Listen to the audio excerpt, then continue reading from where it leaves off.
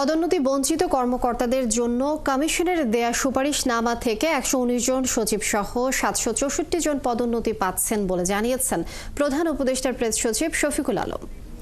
রাজধানী foreign service একাডেমিতে এক ব্রিফিংয়ে তিনি এ তথ্য জানান। পাশাপাশি সাইবার সুরক্ষা অধ্যাদেশ অনুমোদন করেছে উপদেষ্টা পরিষদ। এছাড়া বাংলাদেশ দক্ষিণ কোরিয়ার সঙ্গে পার্টনারশিপ চুক্তিতে যাচ্ছে বলেও জানান তিনি। এদিকে সময় টেলিভিশনে ৫ সাংবাদিককে চাকরিচ্যুত করার প্রসঙ্গে এক প্রশ্নের উত্তরে প্রধান উপদেষ্টার প্রেস সচিব বলেন, অন্তর্বর্তী সরকার চাকরিচ্যুতির ইস্যুতে কোনো হস্তক্ষেপ করেনি। বৈষম্য বিরোধী আন্দোলনের সমন্বয় পরিচয়ে কোনো ব্যক্তি হস্তক্ষেপ করলে সে দায় সরকারের নয় মন্তব্য করে মুক্ত গণমাধ্যমের প্রশ্ন সেই ব্যক্তিকেই করা উচিত বলেও জানান শফিকুল আলম।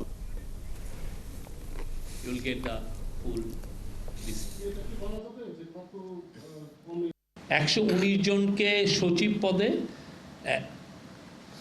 ৪১ জনকে গ্রেড 1-এ এবং অতিরিক্ত সচিব পদে ৫২৮ জন এবং যুগ্ম সচিব পদে ৭২ জন এবং উপসচিব পদে ৪ জন কর্মকর্তাকে ভূতাপক্ষে পদোন্নতি প্রদানের সুপারিশ করেছেন। আমি ইন্টারিম গভর্নমেন্টের কথা বলছি। আমার গভর্নমেন্টের কেউ যদি এই ধরনের কোনো ইনফ্লুয়েন্স করে, কোথাও যে বলে যে না এর চাকরি খাও, আপনি আমাকে বলবেন। তো আমার গভর্নমেন্টের বাইরে আমি তার কে কী করলো, সেটা বিএনপি হোক, আওয়ামী লীগ হোক, আর যেই হোক, সেটা দায়ী দায়িত্ব তো আমার না, বা বৈষম্য বিরোধী ছাত্র, এটার দায় দায়িত্ব তো আমার বিষয় না।